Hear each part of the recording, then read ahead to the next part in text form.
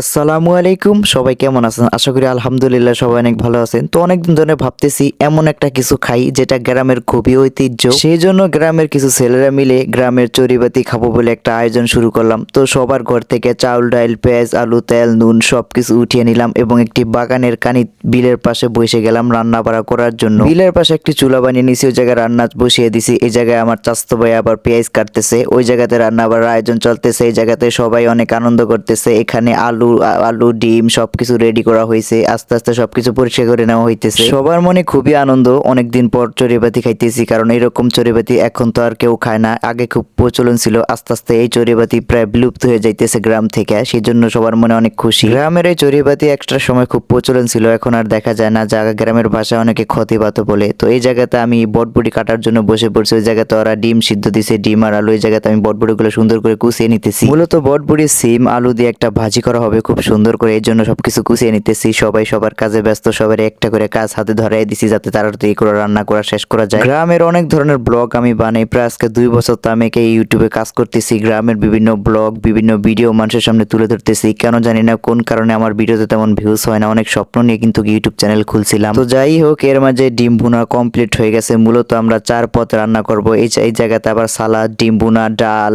আলুর ভর্তা, ভাত রান্না করা কমপ্লিট। প্রায় সুন্দর করে সাজিয়ে গুছিয়ে নিয়েছি। জাস্ট রান্নার কালারটা দেখেন কত সুন্দর লাগতেছে। রান্নাগুলো আশা করি খাইতেও অনেক মজা হবে। তো সবার প্লেটে বেড়ে দিতেছি যাতে করে সবাই মিলে মজা করে আনন্দ করে একসাথে খাইতে পারি। সবাইকে সবকিছু দিয়ে দিতেছি একসাথে যাতে করে বারবার লোয়া না লাগে। সবাই খুব আনন্দের ভিতরে আছে, অনেক খুশি সবার মন। এটা ভেবে যে অনেক দিন পর বিগত এই চড়িবাতি বা গ্রামের ভাষা যেটা ক্ষতিবাদ বলে আমরা খাইতেছি। তো সুন্দর করে প্লেটগুলো সাজিয়ে নিছি, গুছিয়ে নিছি, সবগুলোর ভিতরে সবকিছু দিয়ে দিছি। মূলত আমরা 4টা জিনিস তৈরি করছি। এর ভিতর রয়েছে গ্রামের সবচেয়ে মানুষ যেটা পছন্দ করে, সেটা হলো আলুর ভর্তা, ভাজি, ডাল, সালাদ। অনেক কিছু নিতে চাইছিলাম, ওরা না করছে যে বেশি হয়ে যাবে, এত কিছু কিভাবে খাবো। রান্না বাড়া শেষ করে সবাই মিলে একসাথে গোসল করে আইসা বাইরে সবাই মিলে একসাথে ভাত খাইতেছি। দেখেন একটা বিলের পাড়ে বইসা অনেক সুন্দর একটা জায়গাতে, সবার পেটে খুব ক্ষুধা, সবাই অনেক খুশি মনে খাইতেছে ভাতগুলা। আসলে জানি না এরকম আনন্দ আর কোনোদিন করতে পারবো কিনা, হয়তো এটাই গ্রামের চড়িবাতির শেষ ব্লগ বা এরকম এখন আর কেউ খায় না। দেখেন কত সুন্দর রান্না বাড়ার আয়োজন হয়েছে, সবাই মিলে মজা করে খাইতেছে। মানে এই জায়গাতে আনন্দটাই অন্যরকম, যে আনন্দ অন্য কেউ কখনো করতে পারে। শহরের মানুষ চাইলেও এরকম আনন্দ করতে পারে না। আমরা গ্রামের ছেলেরা যতটা আনন্দ করি, হয়তো আর 1-2 বছর পর এগুলো আর থাকবেই না। আস্তে আস্তে এগুলা